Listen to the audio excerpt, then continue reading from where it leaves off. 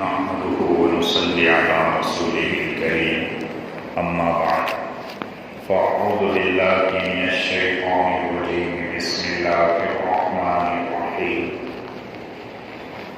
ولنبلونكم بشيء من الخوف والجوع ونقص من الأموال والأنفس والثمرات وبشر الصابرين صدق الله العظيم. يا رب صل وسلم دائما أبدا على حبيبك خير الخلق كلهم. يا رب صل وسلم دائما أبدا على حبيبك خير الخلق كلهم. يا رب صل وسلم دائما أبدا على حبيبك خير الخلق كلهم. محترم و معزز بزرگوں دوستوں، پچھلے جمعہ میں جو بات ہمارے سامنے آئی تھی، پہلی بات تو یہ تھی کہ سب مسلمان ایمان والے ایک دوسرے کے بھائی ہے. پھر واقعات کی روشنی میں اور احادیث کی روشنی میں یہ بات بتائی گئی تھی کہ بھائیوں کا رشتہ، ایک مومن اور مسلمان کا رشتہ کیسے مضبوط ہوتا ہے، اور اس کی بنیاد اور پلیٹ فارم ذکر کیا گیا تھا کہ وہ ایمان اور اسلام ہی ہے. اسی کو لیتے ہوئے پھر حالات حاضرہ کے اعتبار سے فلسطین کا ذکر کیا گیا تھا، غزہ اسرائیل کے حالات کا مختصراً ذکر کرتے ہوئے یہ بات کہی گئی تھی اور دو ٹوک کہی گئی تھی، بلا ڈرے بلا خوف و خطر، کہ اسرائیلی مصنوعات کا بائیکاٹ کیا جائے، اسرائیلی پروڈکٹس کا بائیکاٹ کیا جائے. پچھلے جمعہ میں بھی کہی گئی تھی اور آج بھی یہ کہا جا رہا ہے کہ ہماری طاقت اور بساط میں جو چیز ہے، ہم جن چیزوں کے مکلف ہے اس کے اعتبار سے بائیکاٹ کرنا لازمی اور ضروری بنتا ہے. جیسے حضرت ابراہیم علیہ السلام کا اور چڑیا کا واقعہ ذکر کیا گیا. پیارے حبیب محمد رسول اللہ صلی اللہ علیہ وسلم کے ہجرت کا، کبوتری اور مکڑی کے جالے کا ذکر کیا گیا. یہ میرے اور آپ کے سمجھنے کے لیے اور ان باتوں کو عمل میں لانے کے لیے ضروری تھا. بہرحال جو حالات اور جو احوال چل رہے ہیں، یہ دنیا میں امتحان گاہ ہے، آزمائش گاہ ہے. یہاں پہ مصیبتیں اور حالات کا آنا یقینی ہے. عمومی مصیبت ہو یا خصوصی مصیبت ہو، ایک مومن اور ایک مسلمان اس سے خالی نہیں ہو سکتا. کیونکہ ایک روایت میں اللہ کے رسول صلی اللہ علیہ وسلم نے فرمایا کہ جب مومن کو پیدا کیا گیا تو اس کے بدن کے اندر 99 مصیبتوں کو اور ایک خوشی کو ڈال دیا گیا. مرنے سے پہلے پہلے یہ 99 مصیبتیں اس کو پہنچ کر رہے گی، اور اگر مان لو بچپن میں کوئی مصیبت نہیں آئی جوانی میں کوئی پریشانی نہیں آئی تو بڑھاپا یہ سارے مصیبتوں کا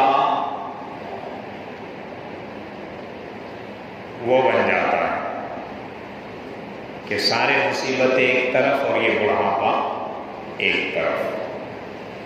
جیسے مثل مشہور ہے، بڑھاپا مرض لا علاج ہے، دنیا میں اس کا کوئی علاج ہی نہیں ہے.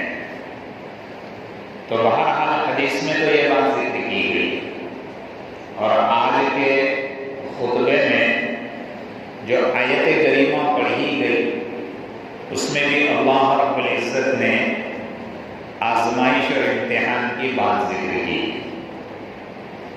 وَلَنَبْلُوَنَّكُمْ بِشَيْءٍ مِّنَ الْخَوْفِ وَالْجُوعِ وَنَقْصٍ مِّنَ الْأَمْوَالِ وَالْأَنفُسِ وَالثَّمَرَاتِ. یہ اللہ خود فرما ہے کہ ہم ضرور بھی ضرور آزمائیں گے، ضرور بھی ضرور تمہارا امتحان لیں گے. اللہ نے بات ذکر کر دی، امتحان اور آزمائش کی بات ذکر کر دی، اور صرف اتنا کہہ کر خالی نہیں چھوڑ دیا کہ میں اور آپ ٹینشن میں رہے کہ کس چیز کا امتحان ہوگا، کس چیز کی آزمائش ہوگی. 10ویں کا ایگزام اگر دینا ہو، پہلی سے لے کے گریجویٹ کا ایگزام دینا ہو، اعلیٰ تعلیم کا، ہائر ایجوکیشن کا ایگزام دینا ہو، تو مکمل تیاری کرنے کے باوجود پریشانی یہ ہوتی ہے کہ سوال کا علم نہیں ہوتا کہ کیا سوال آ سکتا ہے اور میں کیا جواب دوں. لیکن اللہ رب العزت کا رحم و کرم دیکھیے، میرے اور آپ کے اوپر اللہ کا لطف و کرم دیکھیے کہ دنیا کے اس ایگزام کا کوئسچن پیپر بھی لیک کر دیا ہے. وہ سوال کیا آئیں گے، کتنی چیزوں کی آزمائش ہوگی، کتنی چیزوں میں امتحان ہوگا. پرچہ اگر لیک ہو جائے، سوال کا علم ہو جائے تو آدمی مکمل تیاری کر لیتا ہے، آدھے سے زیادہ اس کا پرچہ حل ہو جاتا ہے، تو اس کی ساری مشکلات آسان ہو جاتی ہیں. تو اللہ رب العزت نے جس امتحان اور آزمائش کی بات کی ہے اور جن چیزوں کی آزمائش کرنے کا وعدہ کیا ہے، آیت میں وہ 5 چیزیں ذکر کی ہے. وَلَنَبْلُوَنَّكُمْ بِشَيْءٍ مِّنَ الْخَوْفِ وَالْجُوعِ وَنَقْصٍ مِّنَ الْأَمْوَالِ وَالثَّمَرَاتِ وَالنَّفْسِ. یہ 5 چیزیں کہ سب سے پہلا امتحان خوف کے ذریعے سے کیا جائے گا، دوسرا امتحان بھوک کے ذریعے سے کیا جائے گا، تیسرا امتحان مال کو کم کر کے کیا جائے گا، چوتھا امتحان جان کو لے کر جان کو کم کر کے کر دیا جائے گا، اور 5واں امتحان پھلوں میں، اناج اور غلوں میں کمی لا کر کیا جائے گا. ان 5 امتحان میں جو کامیاب ہو گیا اور جس نے اچھا مظاہرہ کیا، یہ صرف اور صرف وہ شخص ہو سکتا ہے کہ جس کے اندر صبر کی کیفیت ہو. اور صبر کی تعریف اور اس کی قسمیں پہلے جمعات میں گزر چکے ہیں، بتایا گیا کہ صبر کسے کہتے ہیں، اسی لیے فوراً بات ذکر کی وَبَشِّرِ الصَّابِرِينَ کہ اللہ کے رسول اے محمد صبر کرنے والوں کو آپ خوشخبری سنا دیں. یہ بھی کامیاب تو وہی لوگ ہوں گے. تو آیت کریمہ میں ان چیزوں کو ذکر کیا ہے. مفسرین نے اس کی تفسیر میں الگ الگ اقوال ذکر کیے ہیں. تو سارے مفسرین میں سے ہم امام شافعی رحمۃ اللہ علیہ کا قول لیتے ہیں کہ وہ اس آیت کی تفسیر کن باتوں سے اور کن چیزوں سے کرتے ہیں۔ امام شافعی رحمۃ اللہ علیہ خوف کی تفسیر اللہ کے ڈر اور خوف سے کرتے ہیں، قیامت کا خوف، آخرت کا خوف۔ والجوع اور بھوک کی تفسیر رمضان کے روزوں سے کرتے ہیں، کیونکہ رمضان میں بھی بھوکا رہا جاتا ہے۔ اور تیسری چیز مال میں کمی کی تفسیر، جیسے مال میں زکوٰۃ اور صدقات نکال کے مال کو کم کیا جاتا ہے بظاہر، اس میں مالداروں کا امتحان ہے، اس کو ایکسپلین کرتا ہوں آگے چل کے۔ اور والنفس جان کی کمی کی تفسیر کرتے ہیں، لا علاج بیماریوں کو ڈال کر زندگیوں کو ختم کر دینا، موت کو طاری کر دینا۔ اور ثمرات کی تفسیر اولاد سے کرتے ہیں، یعنی کبھی کوئی انسان کو اٹھا لینا، اپنی طرف بلا لینا، اور کبھی اس کے چھوٹے چھوٹے بچوں کو اٹھا کر اپنی طرف لا لینا۔ یہ پانچوں تفسیر امام شافعی رحمۃ اللہ علیہ فرماتے ہیں۔ اب ہر ایک کو مختصر کر کے بیان کرتا ہوں۔ سب سے پہلی جو چیز ذکر کی وہ خوف ہے، اللہ کا ڈر، اللہ کا خوف، آخرت کا خوف، یعنی مجھے اور آپ کو اللہ کا کتنا ڈر ہے، کتنا خوف ہے، یہ میری اور آپ کی زندگی کی جو روٹین ہے اس میں سمجھ میں آ جائے گا۔ جتنا خوف ہوگا، جتنا ڈر ہوگا، اتنے میرے اور آپ کے اعمال اللہ کے حکموں کے مطابق ہوں گے، اللہ کے رسول صلی اللہ علیہ وسلم کے طریقے کے مطابق ہوں گے۔ یہ تھرمامیٹر سمجھ لو، ہر کوئی اپنی زندگی کو پرکھ سکتا ہے، جانچ سکتا ہے کہ خوف کا تعلق اور اللہ سے ڈر کا تعلق میرا اور آپ کا کتنا ہے۔ صحابہ رضی اللہ عنہم کا خوف خدا اور خشیت اتنی زیادہ تھی اور اتنی تھی کہ قیامت تک یا اس سے پہلے بھی تاریخ میں ایسے خوف اور خشیت کی مثالیں نہیں مل سکتی۔ حضرت ابو بکر صدیق رضی اللہ تعالیٰ عنہ امیر المؤمنین ہیں، خلفائے راشدین میں سے پہلے اسلامی خلیفہ ہیں۔ باوجود یہ کہ امت میں انبیاء کے بعد سب سے افضل انسان، باوجود یہ کہ دنیا کے اندر انہیں جنت کی بشارت مل گئی، لیکن پھر بھی اللہ کا خوف اور آخرت کا خوف اتنا تھا کہ وہ ڈرتے تھے کہ کل قیامت کے دن کیا ہوگا، اللہ کے سامنے جانا ہے، اللہ کے سامنے حساب کتاب دینا ہے۔ راستے میں اگر کوئی جانور مل جاتا تو اس سے بات چیت کرنے لگ جاتے، کہتے کہ تو کتنا اچھا ہے، کل قیامت کے دن تجھ سے کوئی حساب کتاب نہیں ہوگا، مجھ سے تو حساب کتاب ہوگا، کاش کہ میں تیرے جیسا جانور رہتا، مر کر میں بھی مٹی ہو جاتا۔ کبھی درخت کے پاس سے گزر ہوتا تو درخت سے کہہ دیتے کہ تو کتنا اچھا ہے، کاش ابو بکر بھی درخت ہوتا، کل قیامت کے دن اس سے کوئی پوچھ تاچھ نہیں ہوتی۔ یہ صحابہ کا حال تھا۔ تعلق مال خلق کے تعلق سے، جو اس سے پہلے جمعہ میں بیان آ چکا ہے کہ صحابہ کا ایک دوسرے سے تعلق کیا تھا، اس میں ایک واقعہ حضرت ابو بکر صدیق رضی اللہ تعالیٰ عنہ کا ذکر کیا گیا تھا کہ ربیعہ ابن کعب اسلمی رضی اللہ تعالیٰ عنہ کے ساتھ زمین کو لے کر ان کے درمیان ہلکی سی کشمکش ہو گئی تھی۔ حضرت ابو بکر صدیق رضی اللہ تعالیٰ عنہ کے زبان سے ہلکا سا کچھ سست اور چست کلمہ نکل گیا تھا۔ فوراً احساس ہوا آخرت یاد آ گئی، اللہ کا خوف اور ڈر یاد آ گیا، تو فوراً ان سے معافی مانگنے لگے، کہنے لگے کہ جو کلمہ میں نے تم سے کہا واپس بدلے میں مجھ سے کہہ لو۔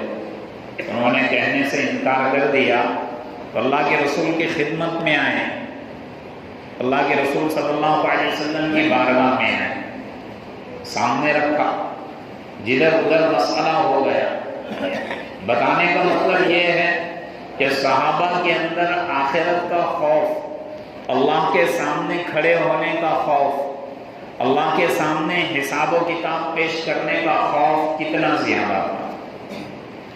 حضرت عمر فاروق رضی اللہ تعالیٰ عنہ نماز پڑھایا کرتے تھے، قرآن کی تلاوت بآواز بلند بھی کیا کرتے تھے۔ ایک مرتبہ سورہ زاریات پڑھ رہے ہیں، اس میں ایک آیت کریمہ آئی، ان عذاب ربک لواقع، کہ بے شک تیرے رب کا عذاب ضرور بھی ضرور آ کر رہے گا، ضرور بھی ضرور آ کر رہے گا۔ بس دہشت میں آ گئے، خوف میں آ گئے کہ اللہ کا عذاب آئے گا، اتنا روئے کہ بے ہوش ہو گئے، اتنا روئے کہ بے ہوش ہو گئے۔ یہ صحابہ رضی اللہ عنہم تھے، اللہ کے خوف سے، اللہ کے سامنے کھڑے ہونے سے، حساب و کتاب دینے سے اتنا ڈرا کرتے تھے۔ آخری زمانے میں جب زخمی ہوئے، ایک نے ان کو خنجر مارا، تو آخر میں جب بستر مرگ پہ تھے تو آنکھوں سے آنسو نکل رہے تھے۔ حضرت ابن عباس رضی اللہ تعالیٰ عنہ یا عبداللہ ابن عباس یا حضرت عباس رضی اللہ تعالیٰ عنہ، دونوں میں سے کسی نے کہا کہ عمر فاروق، آپ کا اور اللہ کے رسول کا تعلق بڑا پیارا تھا، اس کے بعد آپ اس دنیا سے پردہ فرما گئے، پھر آپ کے دوست ابو بکر سے آپ کا تعلق بڑا نرالا اور انوکھا تھا، یعنی کوئی چکمک نہیں تھی، کوئی دشمنی نہیں تھی۔ اللہ کے رسول اس دنیا سے اس حال میں پردہ فرما گئے کہ وہ آپ سے راضی تھے، آپ ان سے راضی تھے۔ آپ کے دوست ابو بکر بھی اس حال میں دنیا سے وفات کر گئے کہ وہ آپ سے راضی تھے، آپ ان سے راضی تھے، اور اللہ بھی آپ سے راضی ہے، پھر آپ رو کیوں رہے ہیں؟ اللہ آپ کے ساتھ اچھا معاملہ کرنے والا ہے۔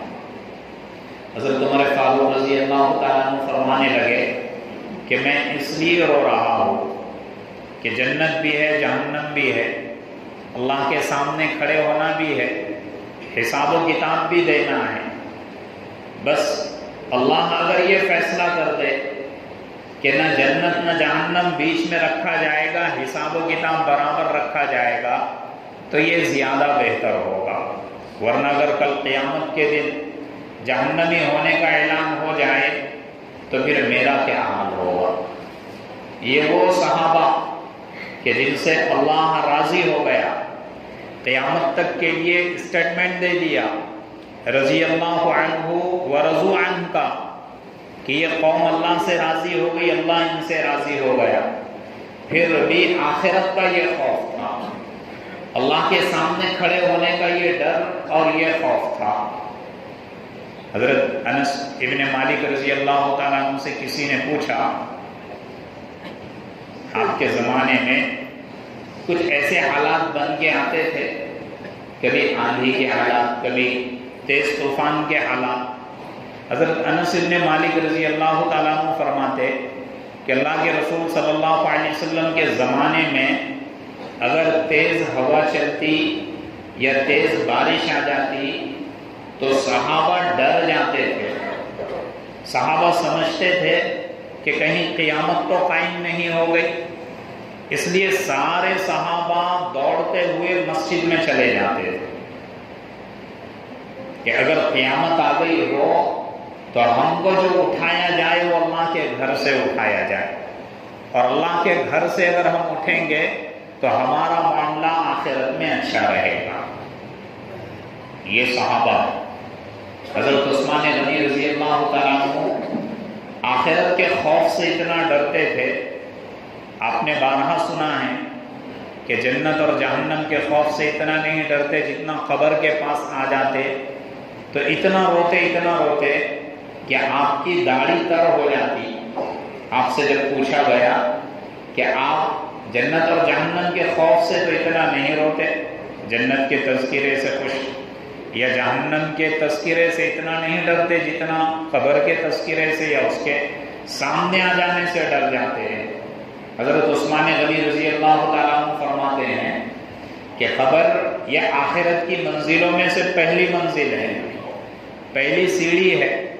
اگر یہ سیڑھی کراس ہو جائے، یہ منزل پار ہو جائے تو ساری منزلیں آخرت کی پار ہو جائے گی، ورنہ اگر اس میں جو اٹک گیا، اس کے حساب اور کتاب میں اٹک گیا تو پھر آخرت کی کوئی بھی منزل اس کی پار نہیں ہوگی۔ یہ آخرت کا خوف تھا۔ اللہ کے رسول صلی اللہ علیہ وسلم پر بھی آخرت کا خوف طاری تھا۔ اللہ کے سامنے کھڑے ہونا ہے، اپنی امت کو لے کر آخرت کا خوف کیا کرتے تھے، میری امت کا میرے بعد کیا حال ہوگا۔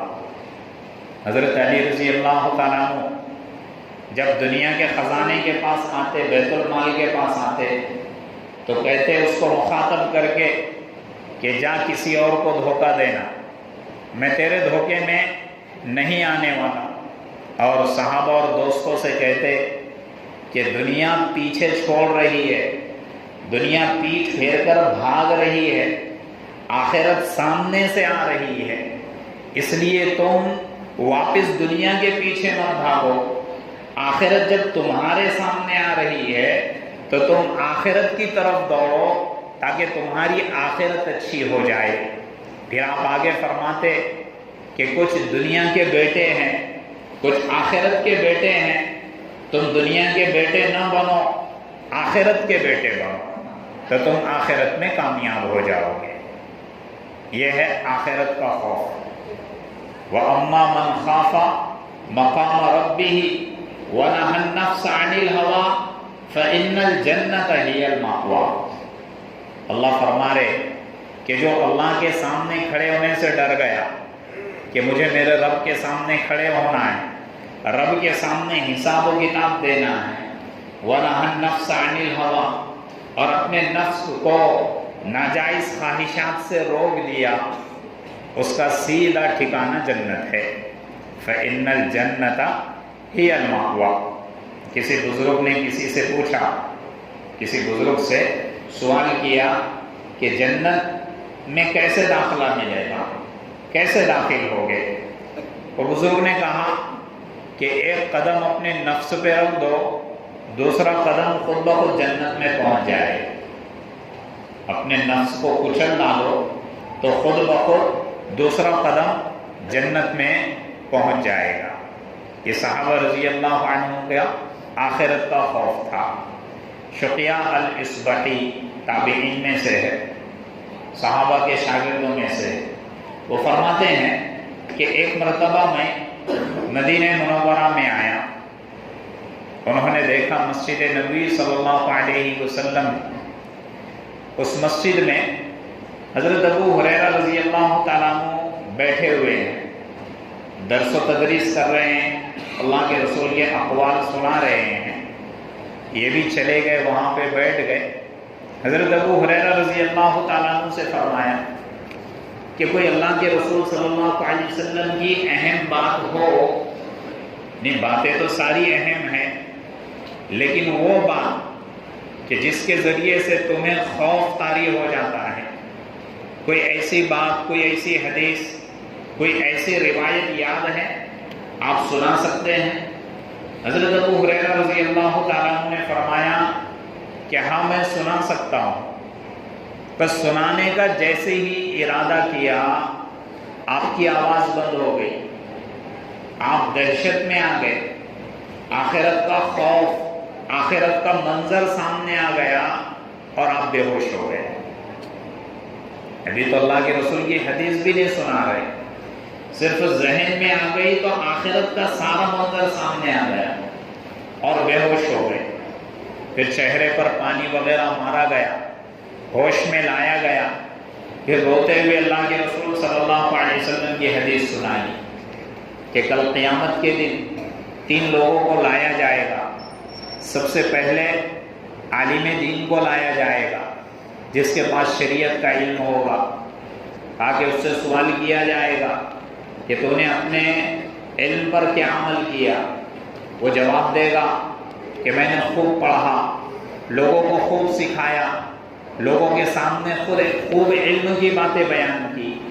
اللہ فرمائیں گے کہ تو نے یہ صرف اور صرف نام و نمود کے لیے کیا کہ لوگ تجھے اچھا عالم کہہ لے، لوگ تجھے اچھا مفتی کہہ لے، لوگ تجھے علامہ کہہ لے، لوگ تجھے بڑا قاری کہہ لے۔ یہ صرف تو نے لوگوں کو بتلانے کے لیے کیا، تیرا آخرت میں کوئی حصہ نہیں ہے۔ فرشتوں سے کہا جائے گا کہ اس کو اوندھے منہ لے جا کر جہنم میں پھینک دو۔ حضرت ابو ہریرہ رضی اللہ تعالیٰ عنہ یہ سنا کر پھر بے ہوش ہو گئے، پھر ان کو ہوش میں لایا گیا۔ پھر دوسری بات ذکر کی کہ ایک دولت مند اور امیر انسان کو لایا جائے گا۔ اللہ اس سے پوچھے گا کہ مال کہاں سے کمایا، کہاں خرچ کیا؟ وہ کہے گا کہ میں نے یہاں سے اتنا مال کمایا، میں نے اتنی زکاتیں نکالی، میں نے اتنے صدقات دیے، میں نے اتنا صلہ رحمی کی۔ اللہ فرمائیں گے کہ یہ صرف اور صرف تو نے اپنے مفاد اور مطلب کے لیے کیا کہ لوگ تجھے سخی کہے، لوگ تجھے بڑا آدمی، بڑا انسان کہے۔ آج آخرت میں تیرا کوئی حصہ نہیں ہے۔ فرشتوں سے کہا جائے گا کہ اس کو اوندھے منہ لے جا کر جہنم میں پھینک دو۔ پھر حضرت ابو ہریرہ رضی اللہ تعالیٰ عنہ نے تیسرے شخص کی بات ذکر کی کہ مجاہد کو لایا جائے گا، جس نے اللہ کے راستے میں جہاد کیا ہو۔ آگے تو نے کیا کیا؟ وہ کہے گا کہ میں نے اللہ کے راستے میں، تیرے راستے میں اتنا لڑا کہ اپنی جان کو قربان کر دیا۔ اللہ کہے گے کہ تو نے میرے لیے نہیں لڑا، تو نے صرف اس لیے لڑا تاکہ لوگ تجھے غازی کہے، لوگ تجھے مجاہد کہے۔ جا آج آخرت میں اور ابھی تیرا کوئی حصہ نہیں ہے۔ فرشتوں سے کہا جائے گا اس کو اوندھے منہ لے لو اور جہنم میں پھینک دو۔ حضرت ابو ہریرہ رضی اللہ تعالیٰ عنہ یہ کہہ کر رونے لگے اور بے ہوش ہو گئے۔ یہ آخرت کا خوف، یہ صحابہ آخرت کے بارے میں اتنے متفکر تھے اور اتنے پابند تھے۔ ایک صحابی قرآن کی تلاوت کر رہے ہیں مسجد نبی صلی اللہ علیہ وسلم میں، فَإِذَا انشَقَّتِ السَّمَاءُ فَكَانَتْ وَرْدَةً كَالدِّهَانِ۔ جب اس آیت پر پہنچے، اس میں اللہ نے قیامت کی منظر کشی کی ہے کہ کیا حال ہوگا اس وقت جب آسمان اور زمینیں، پوری کائنات پھٹ جائے گی۔ صحابی رونے لگے کہ کل قیامت کے دن اللہ اپنے سامنے کھڑے کرے گا تو میں کیا جواب دوں۔ اللہ کے رسول صلی اللہ علیہ وسلم کا وہاں سے گزر ہوا تو اللہ کے رسول صلی اللہ علیہ وسلم نے فرمایا کہ اے شخص، تیرے رونے نے فرشتوں کو رلا دیا۔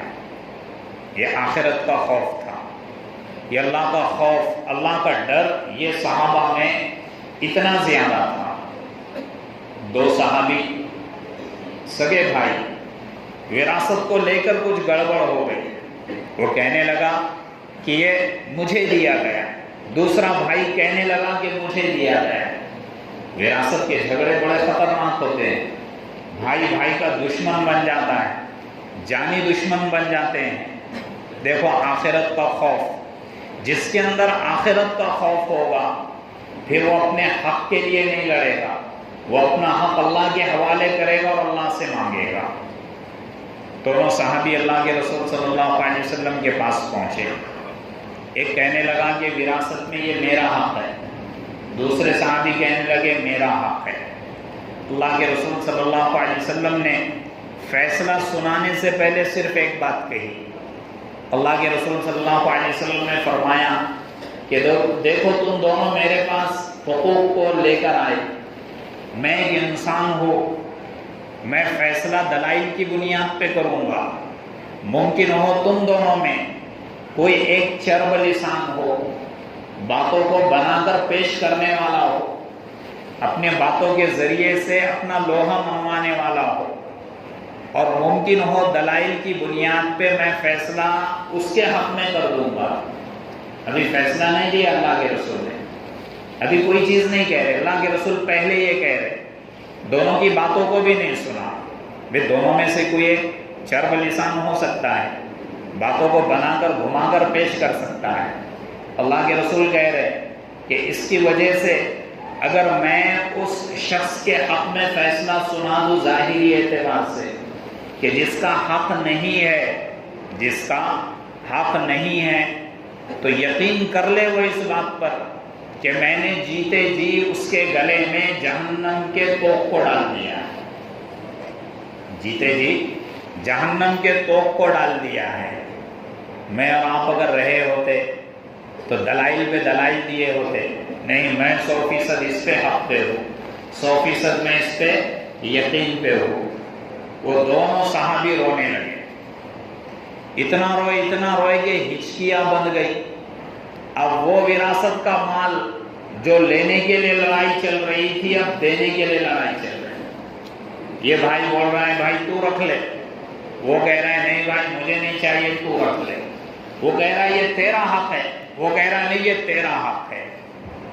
یہ آخرت کا خوف۔ تو اللہ کی آزمائش خوف کے ذریعے سے ہوگی، جیسے امام شافعی رحمۃ اللہ علیہ نے فرمایا کہ اللہ امتحان لے گا یہ 5 چیزوں میں سے۔ یہ سب سے پہلی چیز تھی کہ خوف کے ذریعے سے، ڈر کے ذریعے سے، کہ مجھے اور آپ کو اللہ کا کتنا ڈر ہے، کتنا خوف ہے۔ اس کے بعد 4 چیزیں ہیں، انشاءاللہ وہ آئندہ جمعہ میں ذکر کیا جائے گا کہ اللہ رب العزت ان 4 چیزوں سے کیسے امتحان لیں گے اور کب کب امتحان لیا جاتا ہے۔ اللہ رب العزت مجھے اور آپ کو اپنا خوف اور خشیت عطا فرمائے۔ جس آیت کریمہ کی تفسیر آپ کے سامنے پیش کی گئی تھی، اس میں سے کچھ باتیں، کچھ مفاہیم، کچھ مطالب باقی تھے، لہٰذا آج کی اس جمعہ کی مجلس میں انشاءاللہ اس کو آپ کے سامنے پیش کیا جا رہا ہے۔ آیت کے ذیل میں یہ بات ذکر کی گئی تھی کہ اللہ رب العزت نے اس دنیا کو آزمائش گاہ بنایا ہے، امتحان گاہ بنایا ہے، اور اللہ رب العزت ضرور بھی ضرور اس میں جن چیزوں کی آزمائش لیں گے، جن چیزوں سے امتحان لیں گے، اس کو بھی ذکر کر دیا ہے۔ ایگزام ہال میں اگر بیٹھے تو ظاہر سی بات ہے جو رولز، جو انسٹرکشنز ہوتی ہے ایگزامینر کی، اس کے مطابق اور پیپر کی تیاری کے مطابق اگر مکمل اترا جائے تو اس میں کامیاب بھی ہوتے ہیں، اگر اس کے خلاف کام کیا جائے یا سوال کے مطابق جواب نہ دیا جائے تو پھر ناکامی ہاتھ لگتی ہے۔ تو امتحان میں کامیاب ہو کر بہت سے پاسرس اور کامیاب بنتے ہیں، اور بہت سے ناکام اور فیلئر بنتے ہیں۔ اللہ رب العزت نے جو آزمائشیں، جو امتحانات کی باتیں ذکر کی، اس میں کامیاب ہونے والوں کو صابرین سے خطاب کیا، تو یہ کامیاب لوگ ہیں۔ آیت کے ذیل میں جو بات ذکر کی گئی تھی کہ جن چیزوں کا ذکر اللہ رب العزت نے آیت میں کیا ہے، امام شافعی رحمۃ اللہ علیہ کے قول کے مطابق اس کی تفسیر کی جا رہی تھی۔ مفسرین کے دیگر اقوال بھی ہے، بہت ساری باتیں اور چیزیں بھی ہے، لیکن امام شافعی رحمۃ اللہ علیہ نے جو مراد لیا ہے اس کے تحت بات ذکر کی جا رہی تھی۔ آیت میں 5 چیزوں کا امتحان ہے، کہ اللہ رب العزت آزمائیں گے، امتحان لیں گے، اس میں سے سب سے پہلی چیز خوف کے تعلق سے گزشتہ جمعہ میں بات آئی ہے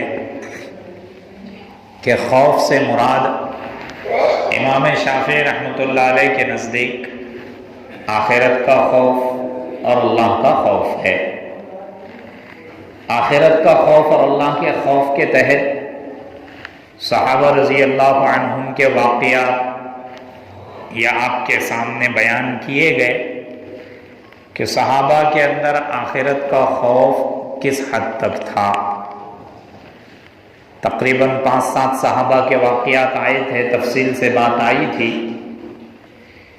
1-2 واقعات اور مثال کے طور پہ آپ کو سناتا ہوں کہ صحابہ کی اصل زندگی کن چیزوں سے لبریز تھی۔ سب سے زیادہ صحابہ کو آخرت کی فکر تھی اور اللہ رب العزت کا خوف تھا۔ وفی الآخرۃ هم یوقنون کے اندر اللہ رب العزت نے صحابہ کی تعریف کی ہے، وصف خاص کو ذکر کیا ہے کہ آخرت کے بارے میں صحابہ بہت زیادہ متفکر تھے، بہت زیادہ متفکر ہے۔ اسی طریقے سے اللہ کا خوف بھی بہت زیادہ تھا۔ ایک صحابی نے اللہ سے دعا کر دی کہ اللہ اگر آخرت میں میرے لیے کوئی سزا اور عذاب ہے تو اس کو آخرت میں نہ دے، دنیا میں ہی دے دے۔ یہ دعا کر لی۔ یہ مارے خوف کے، اللہ کا خوف، اللہ کے سامنے کھڑے ہونے کا ڈر، جہنم کا خوف، آخرت کا خوف، اس لیے دعا کر دی۔ اب وہ صحابی بیمار ہو گئے اور سوکھ کر لکڑی کی طرح، ٹنٹیلی کی طرح باریک ہو گئے۔ یہ خوف تھا آخرت کا صحابہ پہ کہ اللہ کے سامنے کھڑے ہونا ہے، اللہ کو حساب کتاب دینا ہے۔ اللہ کے رسول صلی اللہ علیہ وسلم سے ملاقات ہوئی تو اللہ کے رسول صلی اللہ علیہ وسلم نے فرمایا کہ تمہیں کیا ہو گیا؟ چند دن پہلے میں نے تمہیں دیکھا، اچھے ماشاءاللہ تھے، صحت یاب تھے، اور ابھی لکڑی کی طرح سوکھ چکے ہو۔ وہ صحابی نے فرمایا کہ میں نے آخرت کے خوف میں، اللہ کے سامنے کھڑے ہونے کے ڈر میں ایسی دعا کر دی کہ اللہ مجھے آخرت میں عذاب نہ دے، جو کچھ دینا ہے دنیا میں دے دے۔ اللہ کے رسول صلی اللہ علیہ وسلم نے فرمایا یہ کیسی دعا ہو گئی؟ تم اللہ سے ایسی دعا کیوں مانگ رہے ہو؟ بلکہ اللہ سے یہ دعا کرو، اللہم آتنا فی الدنیا حسنہ وفی الآخرۃ حسنہ، کہ اللہ مجھے دنیا آخرت کی بہتری عطا فرما۔ تاکہ یہ دعائیں مانگنے کی نہیں ہیں۔ کہنے کا مطلب یہ ہے کہ خوف کتنا، آخرت کا خوف، کہ دنیا کی آگ برداشت ہے لیکن آخرت اور جہنم کی ایک چنگاری بھی برداشت نہیں۔ دنیا کی ساری مصیبتیں برداشت ہے لیکن آخرت کی ہلکی سی ایک مصیبت بھی برداشت نہیں ہے۔ حضرت ابو دجانہ رضی اللہ تعالی عنہ فجر کی نماز میں آ جاتے، اللہ کے رسول سلام پھیرتے، فوراً نکل کر چلے جاتے۔ حضرت ابو دجانہ، جیسے ہوتا ہے عموماً کہ کچھ لوگوں کی مجبوریاں ہوتی ہے تو اٹھ کر چلے جاتے ہیں، کچھ لوگ مجبوری میں اٹھ کر چلے جاتے ہیں، کچھ لوگ اس لیے اٹھ کے چلے جاتے ہیں کہ فرض نمازوں کے بعد دعا کہاں سے ثابت ہے۔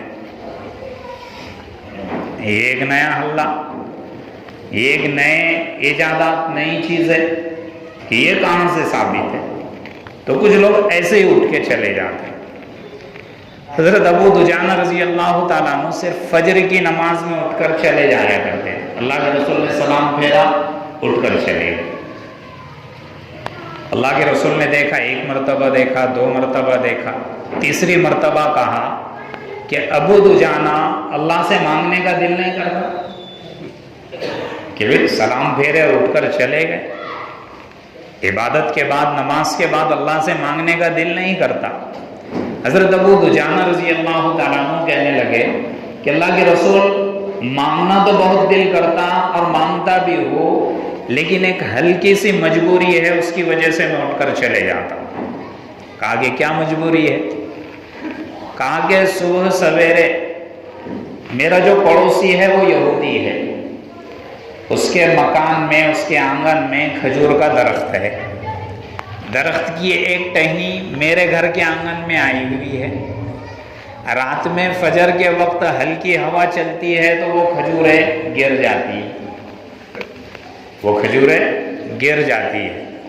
میں فجر کی نماز کے لیے آ جاتا ہوں، اب کہیں ایسا نہ ہو کہ میں نماز پڑھ کر جاؤں گا، تاخیر ہو جائیں گی، میرے بچے اٹھیں گے اور وہ کھجور اٹھا کر کھا لیں گے، تو پھر میں کل قیامت کے دن اللہ کے سامنے کیا حساب دوں گا، اللہ کو کیا جواب دوں گا؟ یہ آخرت کا خوف۔ حالانکہ پڑوسی ہے، دو چار کھجور گر جائیں گے آنگن میں، کھا لیں گے تو پھر کیا کچھ حرج ہوگا؟ وہ ایک بار ڈانٹیں گا، دو بار ڈانٹیں گا، تیسری بار خود کو سمجھا کے لے لے گا کہ چلو بچے ہیں کھانے دو۔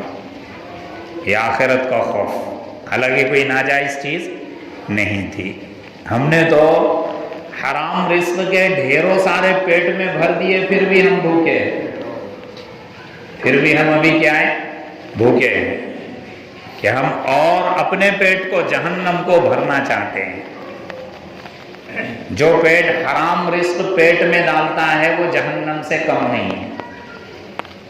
کل قیامت کے دن اللہ رب العزت جہنم سے پوچھیں گے حل امتلاتی حل من مزید، بے تو بھر گئی کیا ہے ابھی؟ جہنم کہیں گی کہ اور ہے کہ اور ہے، لالو میں ان کو اپنے پیٹ میں لے لو، یعنی اور باقی ہے کہ جن کو میرے پیٹ میں آنا ہے۔ یہ جہنم کہے گی حل من مزید حل من مزید، آنے دو آنے دو، نہ آؤ دیکھیں گی نہ تاؤ دیکھیں گی، سارے گناہ گاروں کو اپنے اندر لے لیں گی۔ یہ آخرت کا خوف تھا صحابہ کو۔ تو خوف کی تفسیر حضرت امام شافعی رحمۃ اللہ علیہ نے اللہ کے خوف اور آخرت کے خوف سے کی ہے۔ اس میں دنیا کا خوف، دنیا کا ڈر بھی ہے، لیکن وہ الگ تفسیر ہے، اس میں الگ واقعات اور الگ باتیں آئے گی۔ من الخوف والجوع، دوسرا جو اللہ امتحان لے گا وہ بھوک کے ذریعے سے لے گا، فاقوں کے ذریعے سے لے گا۔ اس کی تفسیر حضرت امام شافعی رحمۃ اللہ علیہ نے روزوں سے کی ہے، رمضان کے روزے، سنت روزے، نفل روزے، عاشورہ کے روزے، کہ اس میں اللہ رب العزت آزمائیں گے کہ کون میرا بندہ روزہ رکھتا ہے یا نہیں رکھتا ہے۔ یہ آزمائش ہے، ایک مہینہ مکمل صبر کا ہے، ایک مہینہ مکمل ٹریننگ کا ہے، کہ کم از کم ایک مہینہ ان کو حلال رزق سے روک دو تاکہ 11 مہینے یہ کم از کم حرام رزق سے تو رک جائیں، کہ اپنے پیٹ میں حرام رزق کھانے سے رک جائے، بچائے، اپنے پیٹ کی حفاظت کرے۔ تو یہ روزہ بھوکا رہنا، امام شافعی رحمۃ اللہ علیہ فرماتے ہیں اس سے رمضان کے روزے مراد ہے۔ تھوڑے تھوڑے بہانے سے رمضان کے روزے چھوٹ جاتے ہیں، ذرا سا بہانہ مل جائے، ماں باپ بھی بالغ بچوں کی رعایت کرتے ہیں کہ بچے کو بھوک برداشت نہیں ہوتی، بچہ برداشت نہیں کر پائے گا، تھوڑے تھوڑے بہانے سے کہیں سے عذر لے کر آ جاتے ہیں، تھوڑی سی بیماری آ جائے، عذر آ جائے، مجاہدہ ایک طرف ہو جاتا ہے کہ بیماری میں روزہ کیسے برداشت ہوگا۔ نوجوان کام کے بہانے سے روزوں کو چھوڑ دیتے ہیں کہ تھک جاتے ہیں، بھوک لگتی ہے، پیاس لگتی ہے۔ صحابہ نے روزوں کی حالت میں جہاد کیا ہے، پیدل سفر کیا ہے۔ اسلام کی سب سے پہلی جو جنگ ہوئی، جنگ بدر جسے کہتے ہیں، 313 صحابی تھے، ہاتھ میں کوئی ہتھیار وغیرہ نہیں تھے، نہتے تھے، رمضان کے اندر ہوئی، 17 رمضان کو ہوئی ہے۔ 313 صحابی یہ روزے کی حالت میں چلے ہیں، حالانکہ شریعت نے سفر میں رخصت دی ہے کہ آپ روزہ بعد میں بھی رکھ سکتے ہیں، لیکن نہیں، اللہ کا حکم تھا کہ اللہ کے راستے میں نکلے ہیں، جہاد میں نکلے ہیں تو روزے کی حالت میں نکلے ہیں۔ صحابہ کے گھر میں فاقے، کئی دن کے فاقے گزر جاتے تھے، سحری کھجور سے کرتے، سحری پانی سے کرتے 1 گلاس پی کر، اور افطار بھی 1 گلاس پانی پی کر کرتے، اور 1 کھجور رہی تو کھا لیتے۔ اس سے زیادہ فاقہ امت میں کسی پر نہیں آ سکتا۔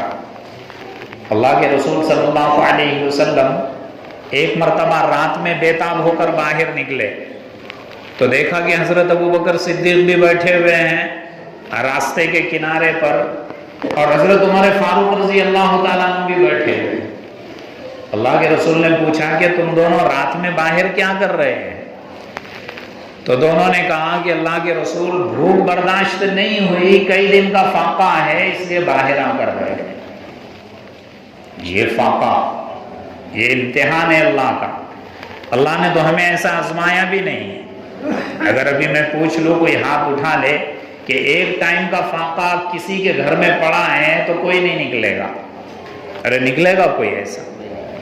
اللہ کے رسول صلی اللہ علیہ وسلم کے گھر میں حضرت انس بن مالک فرماتے ہیں کہ مہینے مہینے گزر جاتے لیکن جو کی 1 روٹی تک نظر نہیں آتی۔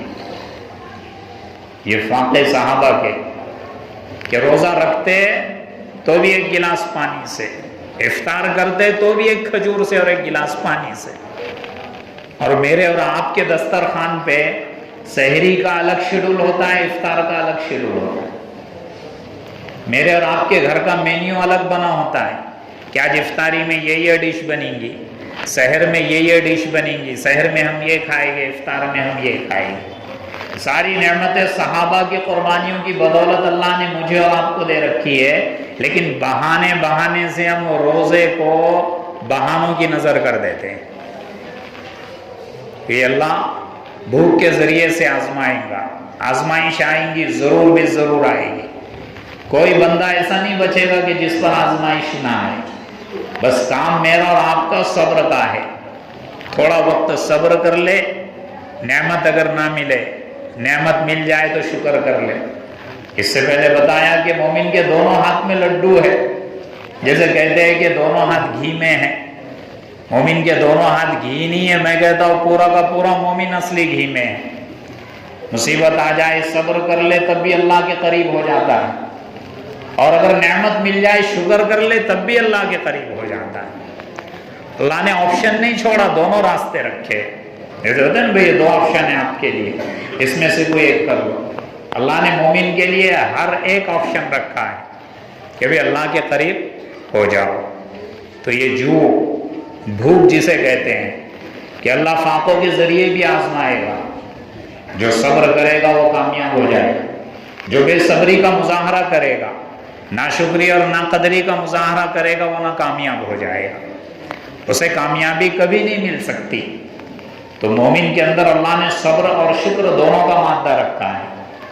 تو من الخوف والجوع ونقص من الاموال، اور مال کی کمی کے ذریعے سے بھی اللہ امتحان لے گا۔ امام شافعی رحمۃ اللہ علیہ نے یہاں پہ مال کی کمی کی تفسیر زکوٰۃ اور صدقات نافلہ سے کی ہے۔ مال ہے، صاحب استطاعت ہے، زکوٰۃ واجب ہے، تو آیا زکوٰۃ نکالتا یا نہیں نکالتا ہے؟ یہ آزمائش ہے، یہ اللہ کا حکم ہے۔ اتنا تاکید والا حکم ہے زکوٰۃ کا کہ جہاں جہاں قرآن میں اللہ نے نماز کا حکم دیا فوراً زکوٰۃ کا بھی حکم دیا، یہ بتانے کے لیے کہ نماز جتنی اہم ہے زکوٰۃ بھی صاحب استطاعت پر اتنی اہم ہے۔ صاحب استطاعت جو بھی ہے وہ اپنا حال جان سکتا ہے، اپنا حال سمجھ سکتا ہے کہ وہ زکوٰۃ کتنی نکالتا ہے، کتنی نہیں نکالتا۔ 10-20 ہزار روپے ہو، 50 ہزار ہو، 1 لاکھ ہو، میرے اور آپ کے لیے زکوٰۃ نکالنا بڑا آسان ہو جاتا ہے، کیونکہ صرف 1 لاکھ کی محبت ہے۔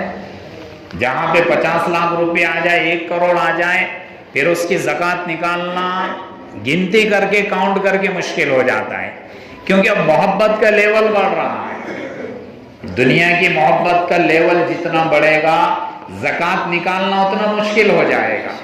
یہ اللہ کی آزمائش ہے کہ زکوٰۃ اور صدقات کے ذریعے سے آزمائے گا۔ 1 لاکھ میں تو میں گن گن کے نکالوں گا زکوٰۃ، 10 بار مفتی صاحب کو فون کروں گا، اس کی زکوٰۃ کتنی نکلتی، اس کی کتنی نکلتی۔ 1 کروڑ کے واسطے مفتی صاحب کو فون نہیں آئے گا، 1 کروڑ کی اگر جائیداد ہے، مفتی صاحب کو فون نہیں آئے گا کہ اس کی زکوٰۃ کتنی نکلے گی، تو 1 لاکھ کے واسطے 10 بار فون آ جائے گا۔ یہ اللہ کی آزمائش ہے، کیونکہ معلوم 1 کروڑ ہے، 1 کروڑ ہے، 2.5 لاکھ زکوٰۃ نکالنا ہے، کس کو دو؟ پھر کاؤنٹنگ بھی نہیں کرے گا، جو آیا کہا کہ مٹھی مچھ کے دے رہا ہوں، ایسا سمجھتا ہے کہ پوری زکوٰۃ نکال دیا اور اس سے زیادہ نکال، خود کو سہلاتا ہے، خود کو بولتا ہے کہ میں نے بہت نکال دی، میں نے بہت نکال دی، پھر خود کے دل کو یہ جتلاتا ہے کہ مجھے سب مسائل معلوم ہے، اس کو کیا پوچھنے کا، اس سے کیا مسئلہ دریافت کرنے کا۔ یہ اللہ کی آزمائش ہے، اللہ کا امتحان ہے۔ دنیا میں ایسے لوگ بھی ہیں کہ ان کی زکوٰۃیں 1 کروڑ نکلتی ہے، لیکن 2 لاکھ نکال کے یہ سمجھتے ہیں کہ ہم نے پوری زکوٰۃ نکال دی۔ کل قیامت کے دن اگر زکوٰۃ کا 1 پیسہ بھی باقی رہے گا، اس کو اژدہا کی شکل میں بنا کے گلے میں ٹانگ دیا جائے گا، وہ گلے میں لپیٹ لے گا اور پھن بنا کر منہ کے سامنے لا لے گا اور ڈستا رہے گا، کہے گا میں تیرا مال ہوں، میں تیری زکوٰۃ ہوں، میں تیرا مال ہوں، میں تیری زکوٰۃ ہوں۔ یہ حدیث میں ذکر کیا، اور آیت میں یہ ذکر کیا کہ اس زکوٰۃ کے مال سے مکوا، جیسے پریس ہوتی ہے نا استری جو کپڑوں کی کرتے ہیں، اسے مکوا اسی لیے کہتے ہیں کہ اس سے کپڑوں کو چٹکے دیے جاتے، تب جا کے کپڑا پریس اور استری ہوتا ہے۔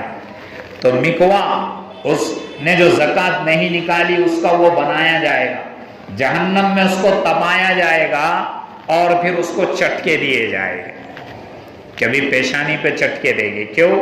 کبھی ناک پہ چٹکے دے گے، یہ پیشانی اور ناک عزت کا مسئلہ تھا، اسی کی وجہ سے اس نے زکوٰۃ نہیں نکالی۔ کبھی پہلوؤں کو چٹکے دیے جائیں گے، جیب یہاں تھے، پیسوں کو یہاں چھپا کے رکھتا تھا، پیسوں کا بیگ بغل میں لے جاتا تھا چھپا چھپا کے، چٹکے وہاں دیے جائیں گے۔ وجباہم وظہورہم، پیٹھ پہ ریڑھ کی ہڈیوں پہ چٹکے دیے جائیں گے، یہ صورت میں جبکہ زکوٰۃ نہ نکالے۔ صدقات نافلہ، بے صلہ رحمی کرنا ہے، رشتہ داروں کو سخت ضرورت ہے، یہ کر سکتا ہے، یہ دے سکتا ہے رشتہ داروں کو، لیکن مال کی محبت میں اس کو چھپا کر دبا کے رکھ دیا۔ یہ صدقات نافلہ، یہ آزمائش ہے۔ نقص من الاموال، ڈر رہا ہے مال کم ہو جائے گا۔ زکوٰۃ سے مال کم نہیں ہوتا، صدقات سے مال کم نہیں ہوتا۔ زکوٰۃ نکالنے والا، صدقات دینے والا، یہ تو اللہ کا بزنس پارٹنر بن جاتا ہے۔ اللہ سے بہتر بزنس پارٹنر کوئی ہو سکتا ہے؟ دنیا کا بزنس پارٹنر دھوکہ دے سکتا ہے، سگا بھائی بزنس پارٹنر ہو مال کو دیکھ کے دھوکہ دے سکتا ہے، لیکن اللہ ایسا بزنس پارٹنر ہے کہ دھوکے کا کوئی شائبہ اور شک ہی پیدا نہیں ہو سکتا۔ حضرت موسیٰ علیہ السلام کوہ طور پہ جانے لگے، ایک شخص ملا کہ اللہ سے دعا کرو کہ مجھے کچھ غلہ اناج مل جائے۔ حضرت موسیٰ علیہ السلام نے تھوڑی دیر کے لیے سوچا کہ یہ مانگ بھی کیا رہا ہے، اناج غلہ، ایک عادت ہے نا، تاکہ دعا کرو، اللہ سے کہو کوہ طور پہ جا کر۔ حضرت موسیٰ گئے، اللہ سے بات کی، فلاں آپ کا بندہ ہے، وہ کہہ رہا ہے اس طریقے سے۔ اللہ نے کہا کہ ٹھیک ہے، جاؤ، وہاں پہ ایک بوری وہ دے گا، بوری اس کو دے دو، لے جا، اناج کی ایک بوری لے جا کر حضرت موسیٰ نے دے دی۔ وقت گزرتا گیا، 4-6 مہینے، 1 سال گزر گئے۔ جب واپس پھر کوہ طور پہ جانے لگے تو دیکھا کہ وہ شخص جس کو 1 بوری تھیلی دی گئی تھی، آج ہزاروں تھیلے اس کے پاس پڑے ہوئے، ہزاروں تھیلے۔ حضرت موسیٰ علیہ السلام پریشان ہو گئے کہ یہ 1 بوری اس کو دیا تھا اور اب یہ خود ہزاروں تھیلیاں تقسیم کر رہا ہے غریبوں۔ اللہ رب العزت سے کوہ طور پہ جانے کے بعد پوچھ لیا کہ یہ کیا ماجرا ہے؟ وہ 1 تھیلے کے لیے محتاج تھا، آج محتاجوں کو ہزاروں تھیلے تقسیم کر رہا ہے۔ اللہ رب العزت نے فرمایا کہ اے موسیٰ، اس نے میرے ساتھ بزنس ڈیل کر دی، میرے ساتھ کیا کر دی؟ تاجر بن گیا وہ میرے ساتھ۔ کہا کیسے تاجر بن گیا، آپ کا پارٹنر کیسے بن گیا؟ کہا کہ میرا وعدہ ہے میں 1 کے 10 دیتا ہوں، جو 1 تھیلا تو نے اس کو لے جا کر دیا تھا، اس نے وہ ڈائریکٹ غریب کو دے دیا، لامحالہ مجھے 10 دینا پڑا۔ اس نے 1 تھیلا اپنی ضروریات میں رکھا، 9 تھیلے غریبوں میں تقسیم کر دیا، مجھے 90 دینا پڑا۔ ایک رکھا 1 اس نے دے دیا، پھر مجھے اس کا 10 پٹ کر کے دینا پڑا۔ اس نے آج تک میرے ساتھ بزنس ڈیل شروع کر دی، میں اسے دوں گا نہیں تو کسے دوں گا؟ یہ صدقات سے مال کم نہیں ہوتے۔ گھبراؤ نہ، ڈرو مت، اللہ کی نسبت پہ لگاؤ، اللہ کے لیے لگاؤ۔ صحابہ رضی اللہ عنہم، کائنات کا سب سے مال اللہ کی نسبت پہ جن کا لگا ہے وہ صحابہ ہیں۔ 100% کماتے تھے، 2% اپنے پاس رکھتے تھے، 98% اللہ کی نسبت پہ خرچ کرتے تھے۔ ان 2% میں بھی اگر ضرورت پیش آ جائے تو خود کی ذات پہ خرچ کرتے تھے، ورنہ وہ بھی اللہ کے لیے خرچ کر دیتے تھے۔ کوئی غریب نہیں ہوتا خرچ کرنے سے، مال کم نہیں ہوتا، مال بڑھتا ہے۔ تو یہ نقص من الاموال، اس کی تفسیر امام شافعی نے صدقات واجب اور نافلہ سے کی ہے۔ پھر جان کی کمی سے اللہ امتحان لے گا، اسی طریقے سے پھلوں کی کمی سے امتحان لے گا۔ جان کی کمی کی تفسیر انہوں نے کی ہے کہ بھئی جانیں چلی جائیں گی بیماری کی وجہ سے، اور ثمرات کی کمی سے انہوں نے اولاد کی کمی مراد لی ہے کہ اولاد کا انتقال ہو جانا، اولاد کا نہ ملنا۔ انشاءاللہ یہ آئندہ جمعہ میں ذکر کیا جائے گا۔ اللہ رب العزت مجھے اور آپ کو عمل کی توفیق عطا فرمائے۔ بزرگان محترم دوستو، جیسا کہ 2-3 جمعات سے اسی آیت کریمہ کے تحت بات چل رہی ہے کہ اللہ رب العزت نے مجھے اور آپ کو اس دنیا میں بھیجا ہے، اور اس دنیا کو امتحان گاہ، آزمائش گاہ بنایا ہے۔ ایک بات یہ ذہن میں رکھے کہ دنیا کی مصیبتوں کی انتہا موت ہے۔ دنیا کی مصیبتوں کی انتہا موت ہے، اس سے بڑی مصیبت نہیں ہو سکتی۔ اور دنیا کی نعمتوں کی انتہا زندگی ہے، اس سے بڑی نعمت نہیں ہو سکتی۔ یہ 2 ایسے سلسلے ہیں کہ جس کو لے کر چاہے نعمتوں کا سلسلہ ہو یا مصیبتوں کا سلسلہ ہو، اللہ رب العزت نے اپنے بندوں کا امتحان لیا ہے، ان کے ذریعے سے اپنے بندوں کی آزمائش کی ہے۔ ماقبل کے جمعوں میں یہ بات بتائی گئی آیت کے تحت کہ اللہ رب العزت نے اپنے بندوں سے قسم کھا کر وعدہ کیا ہے، وَلَنَبْلُوَنَّكُمْ، کہ ہم ضرور بھی ضرور تمہارا امتحان لیں گے، تمہاری آزمائش کریں گے، کبھی تو نعمتوں کے ذریعے سے اور کبھی مصیبتوں کے ذریعے سے۔ اور یہ بھی بتایا گیا کہ جن چیزوں کے ذریعے سے اللہ امتحان لیں گے، اللہ نے وہ بھی واضح کر دیا اور وہ بھی بتا دیا کہ ہم کن چیزوں کے ذریعے سے اپنے بندوں کا امتحان لیں گے۔ اس سے بڑی مہربانی اور کیا ہو سکتی ہے؟ ایک مثال کے ذریعے سے بتایا گیا تھا کہ اگر کسی کو بورڈ ایگزام دینا ہو، 10ویں 12ویں کا ایگزام دینا ہو، وہ ساری محنتیں کر رہا ہے لیکن اسے علم ہی نہیں کہ سوال کون سا آئے گا، کوئسچن پیپر میں کوئسچن کون سے آئیں گے، تو ایک کشمکش کا شکار ہوتا ہے۔ ہر پیج اور ہر صفحے کو دیکھتا ہے کہ یہ بھی آ سکتا، اس کو بھی دیکھ لو، یہ بھی آ سکتا، اس کو بھی دیکھ لو۔ میرے خیال سے آج کا زمانہ تو یہ بہت کم رہ گیا کہ پیج دیکھے جاتے ہیں، بلکہ آج کا زمانہ تو چیٹنگ والا زمانہ ہے۔ ڈائجسٹ اور گائیڈ کے پیج پھاڑ پھاڑ کر بچے کیا کرتے ہیں، اس کی گھڑی کر کے پرنیاں بنا کر کہیں بھی چھپا کر ایگزام ہال میں لے کر چلے جاتے ہیں۔ ستم بالائے ستم، کچھ جگہوں تو اتنا ظلم ہو جاتا ہے کہ جو ایگزامینر ہوتا ہے وہی ڈائجسٹ پیش کر دیتا ہے کہ یہ اس کا سوال ہے، اس کا جواب ہے، لکھ لو۔ تو ساری پریشانیاں یہی پہ ختم۔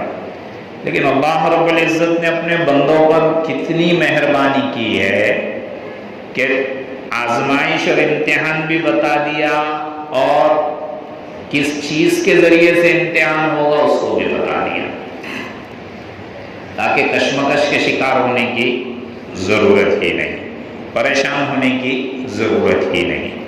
وَلَنَبْلُوَنَّكُمْ بِشَيْءٍ مِّنَ الْخَوْفِ، یہ بتایا گیا تھا کہ 5 چیزوں کا اللہ امتحان لے گا۔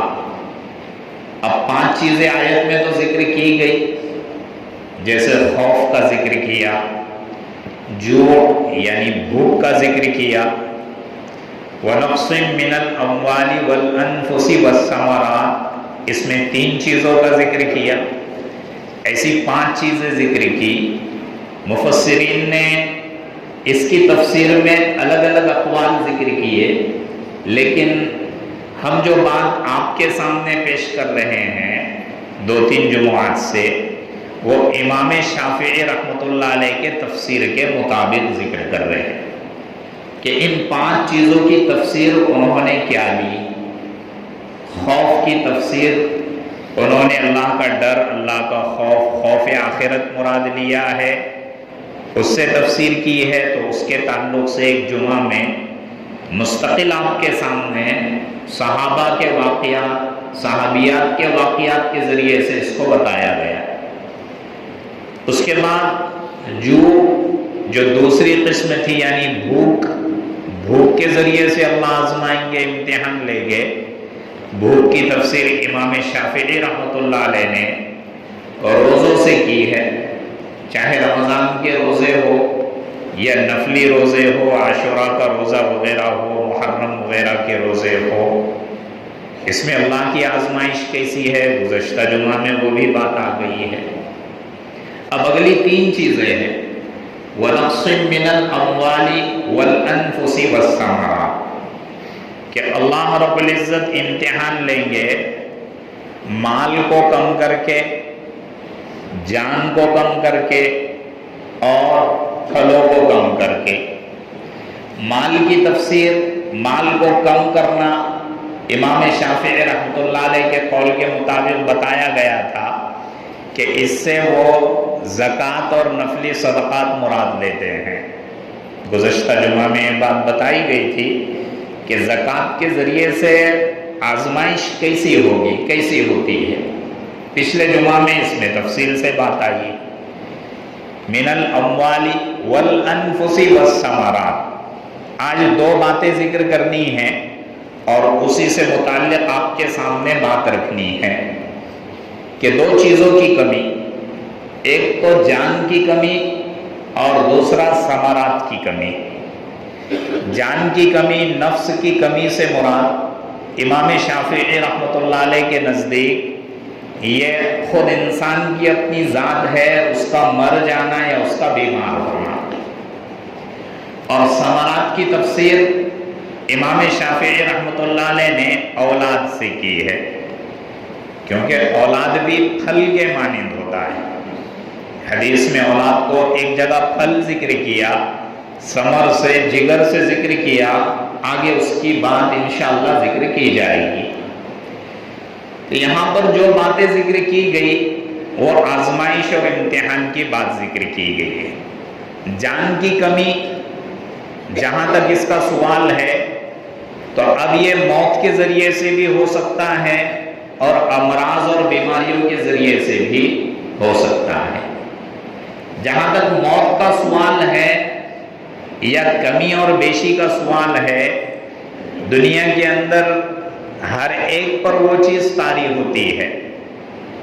کبھی تو انسان کے ذات پہ وہ چیز طاری ہوتی ہے، کبھی انسان کے احوال اور اس کی حالتوں پر وہ چیز طاری ہوتی ہے۔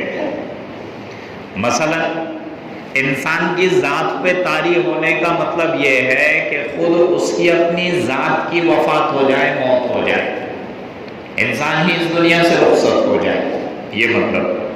دوسرا مطلب یہ ہے کہ احوال پہ طاری ہونا، جیسے اگر انسان کے زندگی میں خوشی ہے، خوشی کا موقع ہے، جس سبب سے اس کو خوشی ملی تھی، اچانک وہ چیز ختم ہو گئی اور خوشی کے بجائے غمی آ گئی، اب خوشی کی موت ہو گئی۔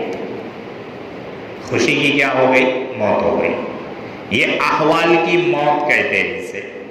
آدمی بھلا چنگا تھا، صحت مند تھا، تندرست تھا، لیکن بیماری لگ گئی، بیماری کی وجہ سے کمزور ہو گیا، یہ صحت کی موت ہے۔ بعض لوگوں کو لا علاج بیماریاں لگ جاتی ہے، پھر وہ بیماریوں کو اندر اندر دیمک کی طرح کھا جاتی ہے۔ تو یہ حالت پر وَنَقْصٍ مِّنَ الْأَمْوَالِ وَالْأَنفُسِ وَالثَّمَرَاتِ، تو کبھی انسان کی ذات پہ مصیبت آتی ہے، کبھی انسان کے حال پہ مصیبت آتی ہے، کبھی انسان کی ذات کی موت آتی ہے، کبھی انسان کے احوال کی اور اس کے حالتوں کی موت آتی ہے۔ تو اللہ رب العزت نے یہاں پہ یہی بات ذکر کی، وَنَقْصٍ مِّنَ الْأَمْوَالِ وَالْأَنفُسِ وَالثَّمَرَاتِ۔ انفس کہ ہم جانوں سے کمی کیسے کر دیں گے؟ جان کو کھینچ لیا، روح کو ختم کر دیا، انسان ہی کو ختم کر دیا۔ کثرت اموات، کبھی اس کے گھر کے فرد کو لے لیا، کبھی اس کے گھر کے بڑے کو اٹھا لیا، کبھی اس کے دوست کی جان لے لی، کبھی خود اس کی جان لے لی، روح کو قبض کیا اور اپنے پاس بلا لیا۔ یہ ہے جان کی کمی۔ بیماریوں کے ذریعے سے اس کو جھکا دیا، بیماریوں کے ذریعے سے اس کو اپنی اس کی حیثیت اور اوقات یاد دلا دی۔ تو کبھی آدھی جان لے لینا اور کبھی پوری جان لے لینا۔ کثرت اموات کہ موتوں کا کثرت سے واقع ہو جانا، یہ اللہ کی بہت بڑی آزمائش ہے۔ موت تو سب پہ طاری ہوگی، یہاں کوئی رہنے کے لیے نہیں آیا، سب کو ایک دن یہاں سے جانا ہے۔ کل اگر کوئی گیا ہے اس دنیا سے تو آج کوئی اور جائے گا۔ آج ہم اگر موجود ہیں تو کل کو ہم کو جانا ہے۔ دنیا میں رہنے کے لیے کوئی نہیں آیا۔ دنیا یہ مسافر کی منزل ہے۔ جیسے ایک حدیث میں ذکر کیا کہ تم دنیا میں اس طرح رہو جیسے ایک مسافر رہتا ہے۔ مسافر سے مثال کیوں دی گئی؟ مسافر سے مثال اس لیے دی گئی کہ جیسے اگر مسافر کہیں پہ سفر کرتا ہے تو اپنے ساتھ میں صرف سفر میں جن چیزوں کی ضرورت پڑتی ہے اس کو لیتا ہے۔ تھوڑا بہت توشہ لے لے گا، ضرورت کے کپڑے وغیرہ لے لے گا، پورا گھر تو ساتھ لے کر نہیں چلتا کہ جانا ہے کہیں پہ تو پورا گھر مکان ساتھ لے کر چل گیا۔ تو جیسے مسافر اپنی ضرورت کی چیزیں اپنے پاس رکھتا ہے، تو ایسے ہی دنیا میں ضرورت کی چیزیں اپنے پاس رکھنا ہے۔ یہ مطلب ہے کہ دنیا میں رہو تو مسافر کی طرح رہو۔ موت جب طاری ہوتی ہے اور جب موت کا پنجہ جب انسان کے گدی پر پڑتا ہے، ساری حقیقتیں اس کی کھل جاتی ہیں، اس کے سمجھ میں آ جاتا ہے۔ تھوڑا سا اگر ہارٹ اٹیک آ جائے، پہلا جھٹکا آ جائے، آدمی کے اوسان خطا ہو جاتے ہیں، آخرت نظر آنے لگ جاتی ہے۔ آدمی اگر کسی بڑے ایکسیڈنٹ سے بچ جائے، ایسی جگہ سے بچ جائے کہ اس کا مقابلہ موت سے ہوا ہے، سامنے اس نے موت کو دیکھا ہے، اس کے بعد اس کے اوسان خطا ہو جاتے ہیں۔ اس کے بعد آدمی کے سمجھ میں آ جاتا ہے کہ موت کیا چیز ہے اور یہ مصیبت کیا چیز ہے، یہ بلا کیا چیز ہے۔ اللہ رب العزت فرما رہے کہ ہم آزمائیں گے، ضرور بھی ضرور آزمائیں گے۔ 2019 اور 20 میں کرونا کا چل رہا تھا، اس وقت لوگوں پر کیا دہشت اور کیا خوف طاری تھا۔ اللہ کی پناہ، یہ آزمائش تھی اللہ کی طرف سے کہ کیسا اللہ، پوری دنیا اس کے لپیٹ میں آ چکی تھی، صرف ایک خوف تھا، ایک عجیب و غریب کیفیت تھی۔ میں نے تو اپنی آنکھوں سے دیکھا ہے، میرے والد محترم اللہ ان کو صحت و تندرستی عطا فرمائے، تادے ہمارے اوپر ان کا سایہ نصیب فرمائے۔ کورونا کے زمانے میں ان کو نیمونیا ہو گیا تھا، ان کو ایڈمٹ کیا گیا سول میں کسی کو جانے کی اجازت بھی نہیں تھی، لیکن کچھ سیاسی لوگوں کو کہہ کر میں ان کے ساتھ چلا گیا، مجھے پرمیشن مل گئی۔ جہاں پہ سب کورونا کے جو پیشنٹ وغیرہ تھے جن کو لایا جا رہا تھا، میں نے اپنی آنکھوں سے یہ حال دیکھا ہے کہ ان کی اولادیں ان کو ہال کے گیٹ پر ڈھکیل کے نکل جا رہی تھی۔ اتنا خوف کہ کہیں مجھے وہ وائرس نہ لگ جائے، اس کی وجہ سے میری موت نہ آ جائے۔ وہ ڈاکٹرز، وہ نرس کہ جو قسم لیتے ہیں، ڈاکٹر بننے پر حلف اٹھاتے ہیں کہ ہم اپنی آخری سانس تک پیشنٹ کو بچانے کی کوشش کریں گے، خدمت کا حلف لیتے ہیں، تجارت کا حلف نہیں لیتے کہ ہم پیشنٹ سے اتنا پیسہ کمائیں گے اور اتنا یہ کریں گے۔ پیشنٹ کو ڈبل پیشنٹ بنا دیتے ہیں، ایک تو بیچارہ اپنی جان لے کے آتا ہے، آج کل کے ڈاکٹرز اس کا مال بھی چوس لیتے ہیں، جیسے کھٹمل خون چوس لیتا ہے ویسے یہ چوستے ہیں، جیسے جونک بدن سے باڈی سے خون چوستی ہے، یہ مال چوس کر پیشنٹ کو اور بڑا پیشنٹ بنا دیتے ہیں۔ یہ حلف لیتے ہیں کہ آخری سانس تک ہم پیشنٹ کے ساتھ لگے رہیں گے، اس کو بچانے کی کوشش کریں گے، لیکن میں نے اپنی آنکھوں سے دیکھا ہے کہ وہ پیشنٹ اپنے بیڈ پر لیٹ کر اس کی سانس کی وجہ سے ایک ایک گز اوپر اچھل رہا ہے، لیکن کسی ڈاکٹر کی مجال نہیں کہ اس کے پاس جا کر کوئی سلائن لگائے یا انجیکشن لگائے، یا اس کو کوئی ٹیبلٹ دے، یا اس کو کوئی پانی وغیرہ پلانے دے۔ اللہ کا شکر ہے، اللہ کا کرم ہے، اپنا یقین تو اللہ کی ذات پہ ہے، میں اپنے ہاتھوں سے ان پیشنٹ کو دوائی کھلاتا ہوں۔ وہ پیشنٹ جس کے پاس ڈاکٹر جانے ڈر رہا ہے، وہ پیشنٹ جس کے پاس نرس جانے ڈر رہی ہے، جو بیڈ پہ پڑا پڑا اچھل رہا ہے، تو میں اس کو اپنے ہاتھوں سے ٹیبلٹ کھلا رہا ہوں اور پانی پلا رہا ہوں۔ یہ خوف دیکھا ہے میں نے لوگوں کا۔ وہ ڈاکٹر سانا مجھ کو کہنا کہ آپ کا چیک اپ کرانا ہے کہ کہیں آپ اس میں یہ نہ ہو جائے۔ میں ان سے کہتا کہ ہمارا پیشنٹ میرے والد ہے، ان کا چیک اپ ہو گیا، ان کا پازیٹیو نہیں آیا تو پھر آپ میرا بھی چیک اپ نہیں کر سکتے۔ رولز تو یہ تھا کہ اگر گھر کا ایک فرد پازیٹیو آ جائے تو سب کا ٹیسٹ ہو جائے۔ وہ بار بار آتے کہتے رہے، 15 دن میں سول کے اندر رہا اپنے والد محترم کے ساتھ۔ تو بتانے کا مطلب یہ ہے کہ اموات اور موت کے ذریعے سے اللہ آزمائے گا، ایسی موت طاری کرے گا، موت کے احوال طاری کرے گا، خوف طاری کرے گا، ڈر طاری کرے گا۔ یہ آزمائش اور مصیبتیں اس لیے ہوگی کہ آزمائش اور مصیبت میں میرا بندہ میرے قریب آتا ہے یا اکھڑ جاتا ہے۔ وَنَقْصٍ مِّنَ الْأَمْوَالِ وَالْأَنفُسِ وَالثَّمَرَاتِ، ثمرات کے ذریعے سے کیا آزمائش ہوگی؟ امام شافعی رحمۃ اللہ علیہ فرماتے ہیں کہ ثمرات سے مراد یہاں پہ اولاد ہے۔ آدمی کو اپنی ذات پہ اگر نقصان پہنچ جائے اتنا درد نہیں ہوتا، خود کی ذات کو اگر کوئی تکلیف پہنچے آدمی اگنور کر دیتا ہے، صبر سے کام لیتا ہے، برداشت کر جاتا ہے، اور بسا اوقات اتنا برداشت کرتا ہے کہ اف تک نہیں کہتا۔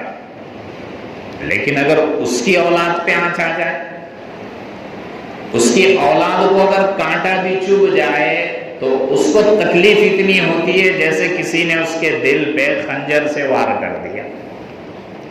تو دوسری آزمائش اللہ کی طرف سے اولاد کے ذریعے سے ہوگی کہ اولاد کو مصیبتوں میں ڈال دینا، اولاد کو بیماریوں میں ڈال دینا۔ ایک واقعہ کتاب میں پڑھا تھا میں نے کہ باپ اپنے بیٹے سے کہہ رہا ہے کہ بیٹا کھیت میں کام مت کرو، ابھی دھوپ وغیرہ ہے، تھوڑا درخت کے نیچے آ کر کیا کر دو، بیٹھ جاؤ، آرام کرو۔ بیٹا کہہ رہا کہ نہیں میں کام کر رہا ہوں، مجھے کرنے دو۔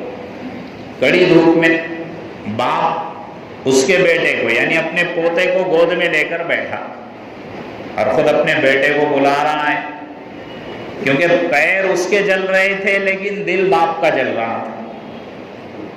اس نے کہا کہ بیٹا یہاں آنے تیار نہیں ہے، تو گود میں سے پوترے کو چھوڑ دیا۔ پوترا دوڑتا ہوا باپ کے قریب پہنچا بھی نہیں کہ باپ نے کدال وغیرہ سب پھینک دیا اور دوڑتے ہوئے بیٹے کو گود میں لے لیا کہ اتنی گرم دھوپ میں تمہارے پیر جل جائیں گے۔ باپ نے کہا کہ اتنے دیر سے میں کہہ رہا ہوں تو سمجھ میں نہیں آیا۔ تو ثمرات اللہ اولاد کے ذریعے سے بھی امتحان لیں گے۔ چھوٹے چھوٹے بچے معصوم ہوتے ہیں، ان کا کوئی گناہ نہیں ہوتا، پھر بھی اللہ رب العزت ان پر بیماری ڈال دیتے ہیں، کبھی زکام کی بیماری، کبھی بخار کی بیماری۔ رات بھر بچے روتے ہیں، ماں باپ ان کو دیکھتے ہیں، سنبھالتے ہیں۔ یہ اللہ کی آزمائش ہے، اللہ کا امتحان ہے۔ چھوٹے چھوٹے بچے انتقال کر جاتے ہیں، من الثمرات، اولاد کو لے کر اللہ آزمائش میں ڈال دیں گے کہ چھوٹا بچہ ہم نے دیا تھا، اس کو پھر ہم نے اپنے پاس بلا لیا۔ ایک حدیث میں آتا ہے، اللہ کے رسول صلی اللہ علیہ وسلم نے فرمایا کہ جب کسی کا چھوٹا بچہ انتقال کر جاتا ہے، فرشتے اس کی روح کو لے کر اوپر جاتے ہیں، اللہ کی بارگاہ میں حاضر ہوتے ہیں، تو اللہ رب العزت پوچھتے ہیں کہ تم کہاں سے آئے ہو؟ اللہ تو سب جانتے ہیں۔ فرشتے کہتے ہیں کہ ہم فلاں بندے کے بچے کی روح قبض کر کے آئے ہیں، روح لے کر آئے ہیں۔ اللہ رب العزت فرماتے ہیں کیا تم نے اس کے جگر کے ٹکڑے کو لا لیا؟ اس کے جگر کے ٹکڑے کو لا لیا؟ فرشتے کہتے ہیں کہ ہاں۔ پھر اللہ فرماتے ہیں کہ اس کی کیفیت کیا تھی، اس کے زبان سے کیا نکل رہا تھا؟ فرشتے کہتے ہیں کہ اس کے ننھے منھے بچے کے انتقال کے بعد بھی اس نے صبر کا دامن نہیں چھوڑا، اس کی والدہ نے صبر کا دامن نہیں چھوڑا، اور ان دونوں نے انا للہ و انا الیہ راجعون پڑھ لیا۔ چھوٹی مصیبت ہو یا بڑی مصیبت ہو، انا للہ و انا الیہ راجعون پڑھتے ہیں۔ اللہ رب العزت فرشتوں سے کہتے ہیں کہ اس بچے کی برکت سے، اس بچے کے طفیل میں، ماں باپ کے صبر کے طفیل میں جنت میں ایک گھر بنا دو، اور اس محل اور اس گھر کا نام بیت الحمد رکھ دو۔ یہ بڑی خوشخبری ہے ان لوگوں کے لیے کہ جن کے بچے ان کے اپنے بچپن ہی میں کیا کر گئے ہو، انتقال کر گئے ہو، کہ یہ بچے آگے ذریعہ نجات ہے، یہ نجات دلانے والے ہیں۔ اس وقت جب میں اور آپ ہم صبر کر چکے ہو، تو یہ سہارا کبھی اللہ اولاد کو لے کر آزمائیں گے، امتحان لیں گے۔ حضرت جابر بن عبداللہ رضی اللہ تعالیٰ عنہ 2-3 دن کے لیے سفر میں جا رہے تھے۔ ان کا اپنا چھوٹا بچہ، 8 سے 9 سال کا بچہ، نہایت خوبصورت، نہایت ذہین اور ہوشیار۔ ایسے تو بچے بڑے لاڈ اور پیار کے ہوتے ہیں، ماں باپ کے جگر کے ٹکڑے ہوتے ہیں۔ ماں باپ بچوں میں کوئی بھید بھاؤ نہیں کرتے، یہ کان کھول کر سن لو، ماں باپ اولاد میں کوئی بھید بھاؤ نہیں کرتے، ان کے لیے تمام اولاد یکجا ہوتی ہے۔ یہ صرف بڑے ہو کر میں اور آپ یہ سمجھتے ہیں کہ بڑے بھائی کے ساتھ میرا باپ اچھا رہ رہا ہے، میری ماں بڑی بیٹی کے ساتھ اچھا رہ رہی ہے، ان کو تو بیٹیاں ہی لگتی، بیٹے نہیں لگتے۔ یہ میرے اور آپ کے نظریات بدل جاتے ہیں۔ خدا کی قسم ماں باپ ایسے نہیں ہوتے، ان کے لیے سارے بچے برابر ہوتے ہیں۔ لیکن اگر بچہ ذہین ہو، خوبصورت ہو، تو ماں باپ کا دل اور خوشی اور زیادہ مائل ہو جاتی ہے۔ انہیں ایک ہی بچہ تھا، 8-9 سال کا بچہ، بیمار ہو گیا، سفر میں جانا چاہ رہے تھے۔ بیوی سے کہا کہ میں سفر میں 2 دن کے لیے جا رہا ہوں، کسی ضرورت کے تحت جانا ضروری ہے، اس کی تھوڑی نگرانی کرنا، اس کی دوا دارو کر دینا، اس کی دیکھ بھال کرنا۔ بیوی نے کہا کہ اچھی بات ہے، جابر ابن عبداللہ رضی اللہ تعالیٰ عنہ سفر میں نکل گئے، جب 2 دن مکمل ہو گئے، ان کے واپسی کا دن ہوا، بچے کی طبیعت اتنی خراب ہو گئی کہ گھر پہنچنے سے پہلے پہلے بچے کا انتقال ہو گیا۔ بچے کا کیا ہو گیا؟ انتقال ہو گیا۔ لیکن بیوی بھی صحابیہ تھی، اسے اللہ کا پتہ تھا، اسے اللہ کے امتحانات اور آزمائش کا پتہ تھا۔ آج کل کی مائیں اگر ہوتی تو ہلہ مچا دیتی، نہ جانے کتنا رونا دھونا کر دیتی، گھر کو ماتم کا گھر بنا دیتی۔ لیکن جابر ابن عبداللہ رضی اللہ تعالیٰ عنہ کی بیوی نے دیکھا کہ میرا شوہر سفر سے آیا ہوا، جیسے ہی گھر میں داخلہ ہوا، عرب کا اپنا ایک مزاج تھا، اسلامی مزاج، کہ بیوی نے اپنے شوہر کا مصافحہ کیا، سلام کیا، ہاتھوں کو چوما اور پھر گھر میں استقبال کیا، ویلکم کیا۔ جابر ابن عبداللہ رضی اللہ تعالیٰ عنہ نے پوچھا کہ بچے کا کیا حال ہے؟ بیوی کہنے لگی کہ وہ اطمینان کی نیند سو چکا ہے۔ جابر ابن عبداللہ رضی اللہ تعالیٰ عنہ سمجھنے لگے کہ آرام کر رہا ہوگا، اطمینان سے سو رہا ہوگا۔ بیوی نے کچھ نہیں کہا، پھر کھانا وغیرہ سب کھلایا کہ سفر سے آئے ہوئے تھکے ہوئے ہیں۔ کھانا وغیرہ جب ہو گیا، اطمینان سے جب وہ فارغ ہو گئے ہر چیز سے، تو بیوی نے ایک سوال کیا کہ میں آپ سے ایک چیز پوچھنا چاہتی ہوں کہ یہ کہ اگر آپ کے پاس کوئی امانت رکھ لے، آپ کے پاس کوئی امانت رکھ لے کہ یہ میری امانت ہے آپ کے پاس، جب وقت آئے گا تو میں اس کو لے کر جاؤں گا۔ چند دن آپ نے ان امانتوں کو سنبھالا، مدت پوری ہو گئی، پھر جس نے امانت دے رکھی تھی اس نے امانت آ کر مانگنا چاہیے، تو کیا آپ امانت دیں گے یا آپ اپنے ہی پاس رکھیں گے؟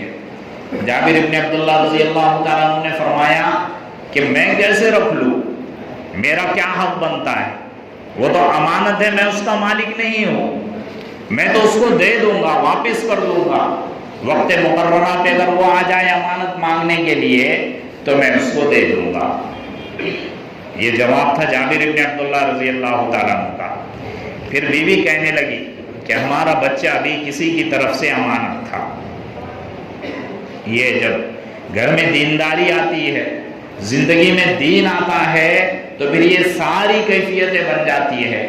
اس لیے بار بار میں آپ لوگوں سے یہ کہتا ہوں کہ صحابہ کی زندگیاں پڑھو، صحابہ کی زندگیاں ٹٹولو، اپنے گھروں میں اپنے بچوں کو صحابہ کے واقعات بتاؤ، اپنی بچیوں کو صحابیات کے واقعات بتاؤ، تو زندگی گزارنے کا طریقہ سمجھ میں آ جائے گا، دینداری کا طریقہ سمجھ میں آ جائے گا، خوشی میں ہم اللہ کو کیسے راضی کریں یہ سمجھ میں آ جائے گا، غمی میں ہم اللہ کو کیسے راضی کریں یہ بھی سمجھ میں آ جائے گا۔ آپ کی بیوی کہنے لگی کہ ہمارا بچہ اللہ کی طرف سے ہمارے پاس امانت تھا، 8 سے 9 سال اتنے ماہ ہو گئے، امانت کی جو متعینہ مقدار تھی، میعاد تھی، وہ پوری ہو گئی، اللہ نے لینے کے لیے بھیجا تھا، ہم نے اس امانت کو اس کے حوالے کر دیا۔